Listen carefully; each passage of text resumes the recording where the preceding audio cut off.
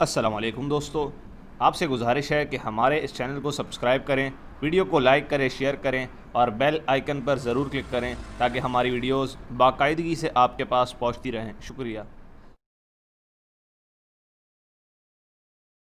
یہ بات گزر چکی ہے کہ عثمان رضی اللہ تعالیٰ عنہ کے ابتدائی دور میں رومیوں نے شام میں مسلمانوں کے خلاف عظیم لشکر جمع کیا۔ اس وقت عثمان رضی اللہ تعالیٰ عنہ نے کوفہ کے گورنر ولید بن عقبہ رضی اللہ تعالیٰ عنہ کو لکھا کہ وہ شام میں مسلمانوں کے لیے فوجی کمک روانہ کرے۔ ولید نے سلمان بن ربیعہ باہلی کی قیادت میں 8000 فوج روانہ کی۔ چنانچہ روم کے مقابلے میں مسلمان غالب ہوئے، بہت سو کو قیدی کیا اور مال غنیمت حاصل کیا۔ روم و ترک نے متحدہ پروگرام کے ساتھ ان مسلمانوں پر حملہ کرنا چاہا جنہوں نے شام سے آرمینیا پر حملہ کیا تھا۔ اس وقت مسلم فوج کی قیادت حبیب بن مسلمہ فہری کے ہاتھ میں تھی، جو دشمن کے مقابلے میں خفیہ تدابیر اختیار کرنے میں ماہر تھے۔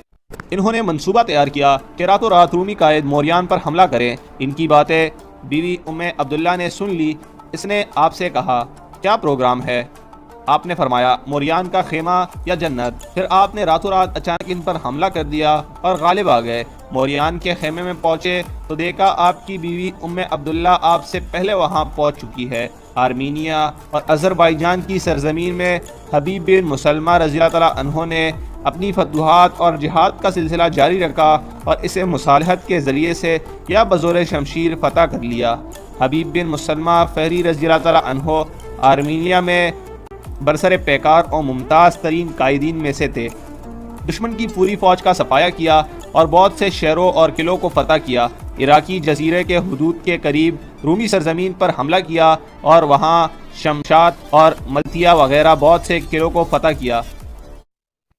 25 ہجری میں معاویہ رضی اللہ تعالیٰ عنہ نے جب روم پر چڑھائی کی تو عمریہ تک پہنچ گئے۔ جب دیکھا کہ انطاکیہ ترسوس کے مابین واقع ہونے والے قلعے خالی ہیں تو آپ نے وہاں شامیوں اور اہل جزیرہ میں سے بہت سے لوگوں کو آباد کیا، اور آپ کے جرنیل قیس بن حربسی نے دوسرے موسم گرما میں جنگ کو جاری رکھا، اور جب اس مہم سے فارغ ہوئے تو انطاکیہ سے قریب واقع بعض قلعوں کو مسمار کر دیا تاکہ اس سے رومی فائدہ نہ اٹھا سکیں۔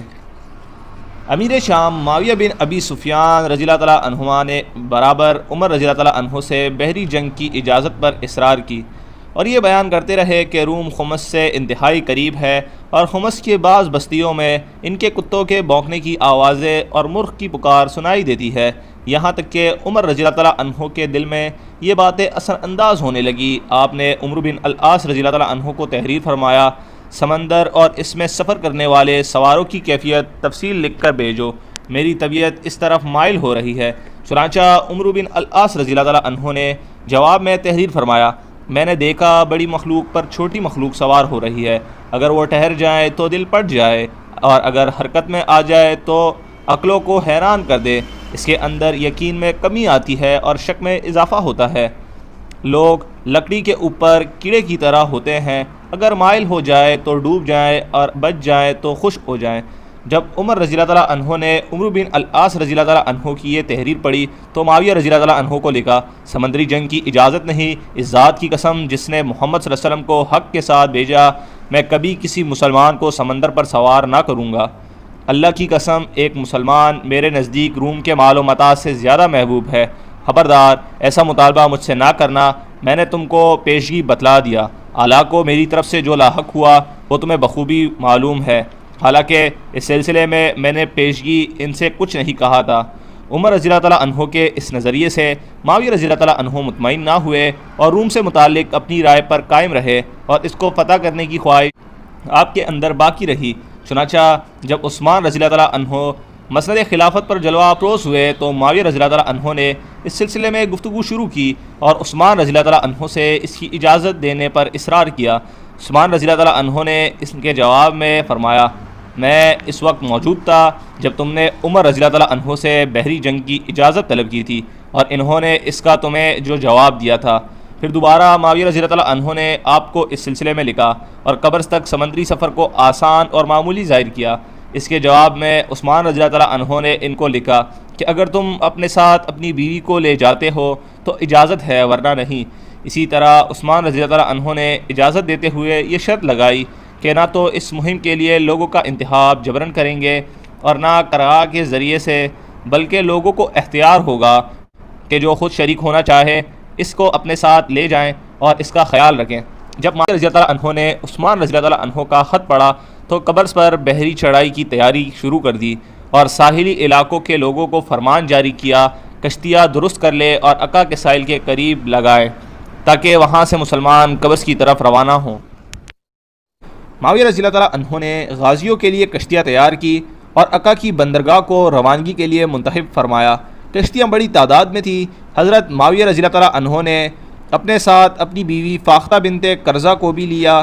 اس طرح عبادہ بنت صامت رضی اللہ عنہ نے اپنی بیوی ام حرام بنت ملحان رضی اللہ عنہما کو اس غزوے میں اپنے ساتھ رکھا۔ ام حرام رضی اللہ عنہ ہی وہ خاتون ہے جن کا واقعہ مشہور ہے۔ انس بن مالک رضی اللہ عنہ کی روایت ہے کہ رسول اللہ صلی اللہ علیہ وسلم ام حرام رضی اللہ عنہما کے گھر تشریف لے جاتے، وہ آپ کے لیے کھانا پیش فرماتی۔ یہ عبادہ بن صامت رضی اللہ عنہما کی زوجہ محترمہ تھی۔ ایک روز آپ ان کے یہاں تشریف لائے، انہوں نے آپ کی خدمت میں کھانا پیش کیا، پھر بیٹھ کر آپ کے سر سے جوئیں نکالنے لگی اور آپ سو گئے۔ پھر آپ ہنستے ہوئے بیدار ہوئے۔ عرض کیا یا رسول اللہ، آپ کے ہنسنے کی کیا وجہ ہے؟ ارشاد فرمایا، میری امت کے کچھ لوگ اللہ کی راہ میں جہاد کرتے ہوئے دکھائی گئے، جو سمندر کے بیچ میں سوار اس طرح جا رہے تھے جیسے بادشاہ تخت شاہی پر ہوتے ہیں۔ ام حرام رضی اللہ عنہما کہتی ہیں کہ میں نے عرض کیا یا رسول اللہ، آپ دعا فرمائیں کہ اللہ تعالیٰ مجھے بھی انہی میں سے کر دے۔ رسول اللہ صلی اللہ علیہ وسلم نے ان کے لیے دعا فرمائی، پھر اپنا سر رکھ کر سو گئے۔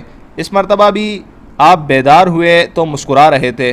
میں نے پوچھا یا رسول اللہ، کس بات پر آپ ہنس رہے ہیں؟ آپ نے فرمایا، میری امت کے کچھ لوگ میرے سامنے اس طرح پیش کیے گئے کہ وہ اللہ کی راہ میں غزوے کے لیے جا رہے تھے۔ پہلے کی طرح اس مرتبہ بھی فرمایا۔ ام حرام رضی اللہ عنہا کہتی ہیں، میں نے عرض کیا یا رسول اللہ، اللہ سے میرے لیے دعا کیجئے کہ مجھے بھی انہی میں سے کر دے۔ آپ صلی اللہ علیہ وسلم نے فرمایا کہ تم پہلی فوج میں شامل ہوگی۔ چنانچہ معاویہ رضی اللہ عنہما کے زمانے میں ام حرام رضی اللہ عنہا نے بحری جنگ میں شرکت کی، پھر جب سمندر سے باہر آئیں تو اپنی سواری سے گر کر وفات پا گئی۔ باوجود یہ کہ معاویہ رضی اللہ عنہ نے جبراً کسی کو اس مہم میں شامل نہ کیا، لیکن لوگوں نے اپنی رضا و رغبت سے اس میں بڑھ چڑھ کر حصہ لیا اور ایک عظیم فوج آپ کے ساتھ روانہ ہوئی، جو اس بات کی دلیل ہے کہ مسلمانوں کی نگاہ میں دنیا کی کوئی حیثیت نہ تھی، باوجود یہ کہ دنیا کے دروازے ان پر کھل چکے تھے، ان کی نعمتیں ان کو حاصل تھی، لیکن انہوں نے اس کو کوئی اہمیت نہ دی۔ مسلمانوں کی تربیت اس فکر و عقیدے پر ہوتی تھی کہ جو اللہ کے پاس ہے وہ بہتر اور باقی رہنے والا ہے۔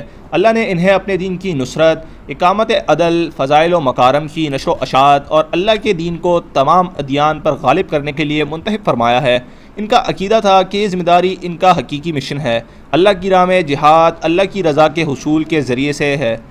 اگر انہوں نے اس ذمہ داری کی ادائیگی میں کوتاہی کی اور اپنا فرض نہیں ادا کیا تو اللہ تعالیٰ دنیا میں اسے اپنی مدد روکے گا اور آخرت میں اپنی رضا سے محروم کر دے گا، اور یہ سب سے بڑا خسران اور گٹھا ہوگا۔ اس لیے معاویہ رضی اللہ عنہ کے ساتھ بیتابی کے ساتھ نکل پڑے اور کشتیوں پر سوار ہونے کے لیے ایک دوسرے سے سبقت کرنے لگے۔ شاید ام حرام رضی اللہ عنہ کی حدیث ان کے دل میں گر کیے ہوئے تھی، جس نے انہیں اللہ کی راہ میں جہاد پر ابھارا، اور رسول اللہ صلی اللہ علیہ وسلم کی حدیث سچ ثابت ہوئی۔ یہ واقعہ موسم سرما کے اختتام کے بعد 28 ہجری بمطابق 639 عیسوی میں پیش آیا۔ مسلمان شام سے روانہ ہوئے اور عقا کی بندرگاہ سے سوار ہو کر قبرص کا رخ کیا، اور وہاں پہنچ کر مسلمان ساحل پر اترے۔ ام حرام آگے بڑھ کر اپنے سواری پر سوار ہونے لگی۔ اسی اثنا میں سواری بدک گئی اور ام حرام رضی اللہ عنہا زمین پر گر پڑی، ان کی گردن ٹوٹ گئی اور وفات پا گئی۔ ام حرام رضی اللہ عنہا کو دفن کرنے کے بعد جزیرہ قبرص میں مسلمانوں نے ان قربانیوں کا ایک نشان چھوڑا جو انہوں نے دین کی نشر و اشاعت کے لیے پیش کی۔ آپ کی قبر وہاں نیک خاتون کی قبر سے معروف ہے۔